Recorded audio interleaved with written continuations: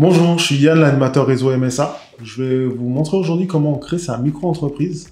Donc MSA vous permet, avec les partenariats qu'on a et les clients qu'on a, de trouver des prestations partout en France, payées entre 150 et 280 euros par jour. Vous travaillez pour les marques que vous voulez, quand vous voulez, dans les régions de France où vous voulez. On vous accompagne tout au long du processus. On vous aide à créer votre micro-entreprise et à créer votre statut d'indépendant. Et puis pendant votre cursus avec MSA, quand vous avez des pépins, des questions, des interrogations, je suis là pour vous aider. Donc là, je vais vous aider à créer votre micro-entreprise. On va le faire soit sur un ordinateur, soit sur votre téléphone. Et ça va être tout de suite. Prenez votre téléphone, votre ordinateur et suivez le tuto. Donc voilà, on va se rendre sur le site de l'INPI. Donc c'est l'Institut National de la Propriété Intellectuelle.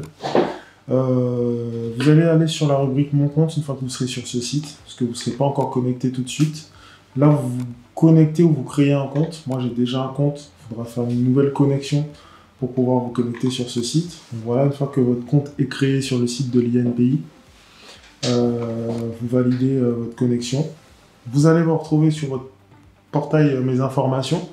Faites bien attention, il faut absolument que les informations contenues dans votre adresse soient les bonnes pour pouvoir créer correctement votre compte. Donc si votre adresse n'est pas bonne, vous faites ajouter une adresse, vous modifiez l'adresse qui est déjà présente. S'il y a une différence entre votre adresse et celle qui est comprise, qui sera inscrite dans le formulaire de création d'entreprise à la fin de la formalité, quand vous allez devoir valider et signer votre formalité, vous serez bloqué. Et il faudra aller remodifier soit votre adresse INPI, soit l'adresse qu'il y a dans la formalité. Donc, voilà, petite chose, petit point d'attention, faites bien attention à ce que les deux adresses soient exactement les mêmes. Donc là, on va continuer. Vous allez aller sur la page d'accueil du site de l'INPI. Donc, on va cliquer sur INPI France directement. Vous cliquez sur accéder au guichet unique. Donc, moi, je l'ai déjà fait, je suis déjà sur le guichet unique. Une fois que vous avez cliqué sur le guichet unique, vous allez être redirigé, il va falloir vous reconnecter avec votre compte INPI toujours. C'est le portail e-procédure de l'INPI. Dans ce portail e-procédure, vous allez avoir dans le volet entreprise à cliquer sur créer, modifier ou cesser une entreprise ici. Ensuite, ça va vous ouvrir le guichet unique. Donc sur le guichet unique, moi je vais retourner à l'accueil, c'est fait exprès pour vous montrer. Ici, vous avez la formalité de création d'entreprise. Donc, vous allez cliquer ici pour créer une entreprise. Vous allez avoir un message qui va vous expliquer ce qu'il faudra faire dans la formalité, les documents à vous fournir. Moi, je vous ferai un petit rappel dans la FAQ pour que vous ayez exactement la liste des documents qui seront nécessaires à la formalité de votre création de micro-entreprise. Pour des raisons de simplicité, moi j'ai déjà un brouillon. Alors faites attention à la notion de brouillon parce que vous allez voir, c'est très important. Je vais vous montrer déjà dans un premier temps, quand vous allez cliquer sur créer une entreprise, vous allez avoir le choix, quelle est la forme d'entreprise que vous souhaitez créer. Bien évidemment, il faudra passer l'étape où vous devez lire et valider les informations concernant la demande de création. Donc là, vous allez choisir entrepreneur individuel, ici. Et ensuite, vous allez choisir le statut micro-entrepreneur, c'est assez simple. Est-ce que vous avez déjà exercé une activité salariée en France, non salariée en France, pardon. Vous allez devoir choisir oui ou non en fonction de si vous avez déjà eu une entreprise ou pas. Alors, point d'attention, si vous avez déjà eu une entreprise, vous avez besoin absolument de votre numéro sirène pour continuer la procédure. Si vous avez, par contre, jamais eu d'entreprise, vous cliquez sur non et vous faites continuer, tout simplement. Voilà, donc moi je vais retourner à l'accueil parce que j'ai déjà une formalité en cours et je vais vous montrer dans les brouillons. Donc, on va faire étape par étape la formalité pour que je vous explique exactement ce qu'il faut faire. Donc quand vous allez cliquer sur la formalité, là, commencer, vous avez d'abord nature de création, donc c'est la première chose que vous allez remplir ici, qui sera rappelée. Ensuite, vous allez pouvoir réduire cette page, vous allez voir ici votre nom, prénom, donc moi j'ai mis mon nom, prénom et MSA en nom d'usage, c'est tout simplement pour expliquer ce qu'il faut faire pour remplir la formalité. Faites attention, donc c'est précisé ici, les champs suivis d'une étoile rouge, la petite étoile comme ça, sont obligatoires.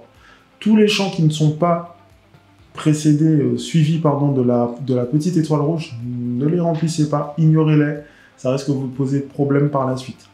Donc, vous mettez bien tous les champs qui sont obligatoires, vous mettez bien votre régime microsocial. Alors, le régime microsocial, qu'est-ce que c'est? C'est la périodicité de versement de vos cotisations sociales, donc vos cotisations URSSAF. Vous allez choisir soit de déclarer et de payer vos cotisations mensuellement, soit trimestriellement. À savoir que si vous voulez modifier ce choix-là par la suite, il faudra attendre la fin de l'année fiscale. Et moi, ce que je vous conseille pour commencer, si vous n'avez pas l'habitude de gérer une micro-entreprise, vous choisissez mensuel. C'est beaucoup plus simple à gérer. Chaque mois, vous allez déclarer votre chiffre d'affaires, vous payez et vous êtes tranquille. Ensuite, il y a l'adresse de l'entrepreneur. J'ai mis donc dans mon compte INPI l'adresse de MSA. Donc voilà, c'est l'adresse que vous allez mettre qui va être ici. Vous choisissez bien dans le contact de l'entrepreneur de mettre votre adresse mail. C'est important de vérifier que les données sont exactes ici parce que c'est avec ces données que les organismes vont vous contacter quand vous aurez un souci sur votre dossier, etc. Voilà, donc moi j'ai mis mes numéros et mon mail MSA. Vous avez ici le volet social, vous mettez votre numéro de sécurité sociale ici. Est-ce que vous avez fait une activité non salariée antérieure ou pas? Vous mettez non. Le régime de l'assurance maladie, vous choisissez régime général, c'est la caisse générale de la sécurité sociale. Est-ce que vous avez déjà formulé une demande d'ACRE? Vous mettez non, sauf si vous en avez déjà fait une. Alors pour ceux qui ne savent pas, l'ACRE, c'est l'aide à la création, à la reprise d'entreprise. Si vous avez déjà réalisé nos demandes d'ACRE, c'est important de le mettre. Si vous n'avez pas fait, vous mettez non. Est-ce que vous avez déjà réalisé une activité simultanée en France? Est-ce que vous avez une autre activité? Vous êtes en CDI? Vous avez une autre entreprise, vous mettez oui ou non en fonction de votre statut. Il y a des cases qui sont grisées, vous ne pourrez pas cocher. Donc, affiliation biologiste et affiliation pharmacien d'office seront cochés en non. Donc, c'est pas grave, vous passez. Si vous avez mis que vous êtes marié, vous avez un conjoint, vous allez devoir choisir son statut dans la société. Moi, je vous conseille de mettre aucun. Ça simplifiera la formalité et vous faites étape suivante. Moi, je ne vais pas cliquer parce que je n'ai pas tout rempli. C'est un compte test. Donc, on va passer directement sur le volet entreprise. C'est la même chose qui va arriver quand vous allez cliquer sur étape suivante. Vous cliquez sur entreprise. Et là, vous allez devoir choisir l'adresse de l'entreprise. Vous allez mettre l'adresse de l'entreprise ici. Alors, est-ce que vous souhaitez fixer l'adresse de l'entreprise à votre domicile? Savoir si vous mettez non, il vous faudra absolument une société de domiciliation. Ce qui nous amène à la deuxième question. Est-ce que vous avez recours à une société de domiciliation ou pas? Si vous avez recours à une société de domiciliation, vous mettez oui. Et ici, donc vous aurez mis non. Si c'est l'inverse, vous allez mettre oui pour domicilier l'entreprise chez vous et vous mettez non pour l'affiliation à une société de domiciliation. Vous avez une case à cocher pour les conditions générales de la publication légale de votre adresse et de celle de l'entreprise. Donc vous cochez cette case et vous faites étape suivante. Vous allez arriver au contrat d'appui. Alors, le contrat d'appui, vous ne serez pas forcément concerné. Si vous l'êtes, vous le saurez, vous serez au courant. Si vous ne l'êtes pas, vous mettez non et vous passez à l'étape suivante. C'est vraiment important. Pourquoi je dis ça? Si vous avez des bloquants, généralement, c'est parce que vous arrêtez sur des choses que vous ne connaissez pas. Là, il y a une petite bulle qui va s'afficher quand vous allez mettre le point information. Si vous êtes concerné par la démarche avec un contrat d'appui, vous le saurez puisque vous aurez déjà des organismes qui vont vous expliquer comment faire. Si vous n'avez pas cette démarche de contrat d'appui, vous faites non, tout simplement, vous ne cassez pas la tête et vous faites étape suivante. Donc là, je ne vais pas faire étape suivante, pareil, pour ne pas avoir de message d'erreur. Vous allez passer à composition de l'entreprise après avoir fait étape suivante. Donc là, pareil, vous avez le nom du brouillon. Et là, vous avez ajouté un représentant. Vous n'avez pas besoin de rajouter de représentant, étant donné que c'est vous le représentant de votre société en tant que micro-entrepreneur. Vous faites étape suivante. Vous allez passer à insaisissabilité. Donc, vous faites non, sauf si vous êtes concerné. Et encore une fois, pareil que pour la composition, si vous êtes concerné, vous le saurez. C'est uniquement pour ceux qui ont une résidence principale et qui ne veulent pas être impactés en cas de pépin. À savoir qu'il faut un justificatif, il y a une démarche à faire auprès du notaire pour ne pas être, pour justement bénéficier de cette insaisissabilité. C'est difficile à dire. Donc vous faites non et vous passez à l'étape suivante. Vous allez tomber dans autre résidence. Pareil, vous n'avez pas de résidence à rajouter, sauf si vous êtes concerné. Vous faites étape suivante ici et on passe à la suite. Vous allez arriver au volet établissement. Donc là, très important, dans la description de l'établissement, vous aurez est-ce que c'est l'établissement principal Oui, il sera grisé, vous ne pourrez pas changer ça. Vous, en tant que micro-entrepreneur, vous avez forcément l'établissement principal qui sera votre activité. Donc, en nom commercial, vous allez mettre le nom que vous voulez donner à votre société. Là encore, point d'attention, c'est un nom qui va vous suivre. Donc, choisissez un nom intelligent qui vous représente, qui représente la qualité de votre travail et la satisfaction que vous avez envie de donner à vos clients. Donc là, j'ai mis test, tout simplement. Mais vous devez mettre un nom vraiment beaucoup plus sérieux, beaucoup plus engageant auprès du client. Ensuite, vous allez sélectionner l'adresse déjà saisie plus haut, si c'est votre adresse à vous, que vous mettez en tant qu'adresse de l'entreprise. Et ensuite, vous allez passer à effectif salarié. Donc, vous n'avez pas de salarié, vous êtes micro-entrepreneur seul à votre compte. En tout cas, chez MSA, on ne fait pas travailler les salariés d'autres entreprises. On travaille uniquement avec des indépendants. Donc, ce sera uniquement à vous, indépendants, de faire les prestations et de les réaliser avec nous. Est-ce que vous employez donc votre premier salarié ou pas? Vos premiers salariés, vous mettez non. Ensuite, pareil, étape suivante, petit bouton vert, on passe aux activités. Là, vous avez une liste d'activités que j'ai déjà créées. Donc, on va faire celle mécanique, parce que c'est l'activité qui est la principale chez MSA. Vous avez aussi la carrosserie. Vous allez voir, il y a une petite astuce. Donc ici, là, quand vous allez ajouter votre première activité, vous allez mettre activité principale pour l'établissement oui. Pourquoi elle est cochée non pour moi? Tout simplement parce que j'ai fait énormément de tests pour les différents secteurs d'activité que nous, on a proposé à MSA. Donc sur mon compte test, il y en a plusieurs et je ne peux pas toutes les mettre en activité principale. Pour vous, vous n'en aurez qu'une. Généralement, vous la mettez en activité principale. La date de début d'activité, si vous n'avez pas encore commencé d'activité au préalable, vous mettez la date du jour. Exercice de l'activité, c'est important de mettre permanente. Ensuite, pour l'activité est à exercer de manière ambulante, le terme ambulant s'applique uniquement si vous ne travaillez pas, plutôt si vous travaillez sur la voie publique. Donc si vous êtes sur la voie publique, oui. Sauf que pour les prestations avec MSA, vous n'allez jamais être sur la voie publique, vous travaillez directement dans les ateliers des clients et donc vous n'avez pas à cocher cette case, normalement. Voilà.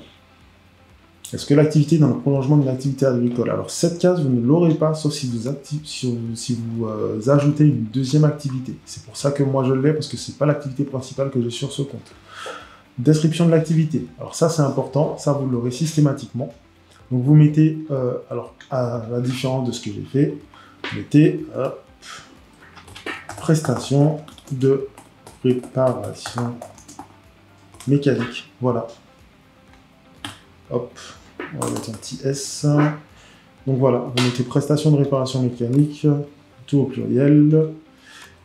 Et sinon, vous mettez réparation de véhicules automobiles. En tout cas, il faut que vraiment, dans la description de l'activité, vous soyez précis sur ce que vous allez réaliser avec cette entreprise. Ensuite, en catégorie de l'entreprise, pour, encore une fois, l'activité de mécanicien ou de carrossier, vous allez voir pourquoi. Vous mettez en catégorie 1, installation et réparation. En catégorie 2, vous mettez entretien, réparation, nettoyage et embellissement de véhicules automobiles. En catégorie 3, vous allez mettre entretien et réparation de véhicules automobiles, ce qui nous concerne. En catégorie 4, donc là, vous allez avoir le choix entre mécanicien et carrossier trolling peinture.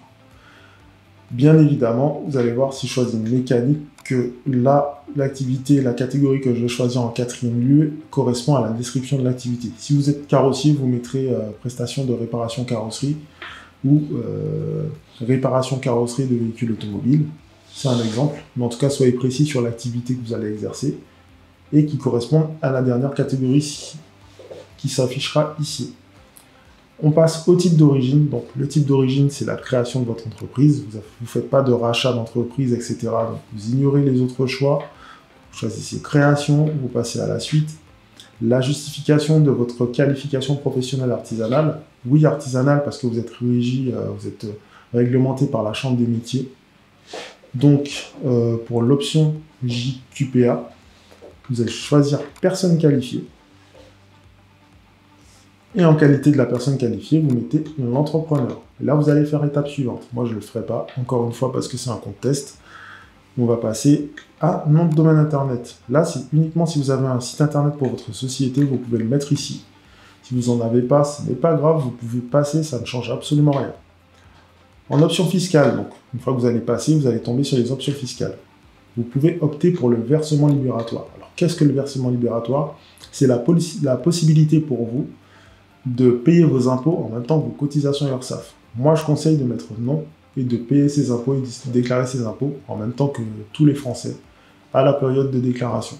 Ça vous évite de payer chaque mois pour des impôts que vous n'êtes même pas sûr que vous deviez réellement payer en fonction de combien vous avez travaillé dans l'année, etc. Voilà, donc petite astuce. Ensuite, vous faites valider les informations, juste là, et vous allez passer aux pièces jointes. Donc là, pour les pièces jointes, pour la pièce d'identité, vous allez sélectionner un type de pièce jointe. Si vous avez une carte nationale d'identité, un titre de séjour, un livret de famille, une carte d'ancien combattant, etc., vous choisissez le premier choix, la carte nationale d'identité, deuxième choix, et le passeport en cours de validité, toujours en cours de validité, le troisième choix.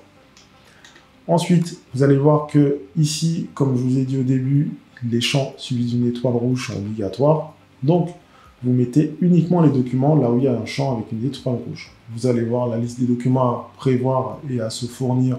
Je vous la donnerai en amont sur le petit tuto. Donc ici, vous avez une déclaration sur l'honneur de non-condamnation. On a un site qui est créé par le gouvernement où vous pouvez en générer une en remplissant uniquement les champs qui vous sont obligatoires. Et c'est assez simple à utiliser. Petite précision pour la déclaration sur l'honneur de non-condamnation, il faut absolument qu'elle soit signée. Il ne suffit pas de faire le PDF sur le site du gouvernement et de la mettre ici. Il faut l'imprimer, la signer de manière manuscrite ou numérique. Si vous pouvez le faire en numérique, c'est très bien. Et vous la remettez ici une fois qu'elle est signée. Ensuite, voilà, vous allez voir qu'il y a beaucoup de choses où il n'y a pas de documents obligatoires. Vous ne remplissez pas ces champs, vous ne mettez pas de documents, surtout c'est important. Vous n'êtes pas obligé de le faire et ça risque de rallonger votre formalité ou même de l'invalider. Donc voilà, une fois que vous avez tout fait, vous mettez vos diplômes ou vos justificatifs de qualification professionnelle. Donc c'est soit le diplôme, soit un justificatif qui prouve que vous avez travaillé au minimum 3 ans dans l'automobile. Et ici, voilà, vous avez fini. Vous faites valider les pièces jointes. Une fois que vous avez validé les pièces jointes, vous allez tomber sur l'observation de correspondance. Donc ici, vous ne cochez pas cette case. Tout simplement pour que nous, on puisse vérifier que votre entreprise est bien active sur le répertoire national des entreprises. Par contre, il faut absolument mettre non à la mise à disposition des données personnelles à des fins de prospection. La prospection, pour faire court, c'est la publicité et personne n'en veut aujourd'hui, je pense. Donc, n'hésitez pas à cocher non et passer à l'étape suivante. En correspondance, vous choisissez bien l'entreprise. Ça va remettre l'adresse que vous avez déjà mis précédemment pour l'entreprise. Vérifiez que votre adresse mail et votre numéro de téléphone soient les bons. Et ensuite, vous faites étape suivante. Vous allez tomber sur la page récapitulative avec tout ce que vous avez noté et rempli ici. Donc, je ne vais pas aller trop en détail, c'est tout ce qu'on a vu précédemment. Une fois que vous avez validé que tout est OK, vous faites valider le dossier. C'est l'avant-dernière étape. Le dossier va être validé, il y a une synthèse de création qui va être générée. Cette synthèse, vous pouvez la télécharger à ce moment-là, ou alors vous pouvez attendre. Une fois qu'elle est générée, vous allez voir le bouton « Valider mon dossier », il va passer à « Signer ma formalité ». Vous allez cliquer sur « Signer ma formalité », ça va vous régénérer la synthèse de création d'entreprise. Ce document est important, il faut absolument le télécharger parce que vous n'aurez pas tout de suite de numéro SIRET. Par contre, avec ce document, légalement, on a le droit de vous faire travailler et de vous payer. Donc, il faut absolument le télécharger pour prouver que votre démarche de création d'entreprise est en cours. Vous la mettez sur votre espace pro MSA et voilà, vous êtes tranquille. La formalité est terminée. Normalement, si vous ne vous débrouillez pas trop mal, en une demi-heure, c'est fait. Voilà, donc si vous avez besoin, n'hésitez pas, l'animateur réseau est à votre disposition. Je vous souhaite une bonne journée. Voilà, comme vous avez vu, c'était simple, il n'y a rien de compliqué. Maintenant, MSA vous accompagne pour le reste du processus. Vous n'avez pas à démarcher des clients, vous allez sur votre espace pro, vous trouvez directement des prestations. Si vous avez besoin d'accompagnement, d'aide pour la gestion de votre micro-entreprise, je suis encore disponible. Donc c'est parti, vous allez sur l'espace pro, vous regardez les prestations qui vous intéressent, vous cliquez, vous postulez, l'équipe opérationnelle s'occupe de vous. Et une fois que la prestation est finie, pareil, on ne vous lâche pas. Vous n'avez pas de facturation à faire, c'est automatisé sur le système MSA. Vous n'avez pas grand-chose à faire. On n'attend pas que les clients aient payé pour pouvoir vous payer. Donc vous avez des entrées d'argent qui sont régulières, plus régulières que si vous travaillez en direct avec les entreprises. Il y a encore d'autres avantages à bosser avec MSA. On est partenaire du championnat de drift, on fait des événements toute l'année pour pouvoir rencontrer nos staffeurs qui sont inscrits à la plateforme, pour échanger avec vous, pour se détendre aussi. Et puis parler métier, parler de notre passion qui est l'automobile. Comme vous voyez dans les bureaux, il y a quand même des petites miniatures un peu partout dans les bureaux. Bienvenue dans le staff. Et puis, je vous dis à très bientôt par téléphone. N'hésitez pas. Faites une bonne journée.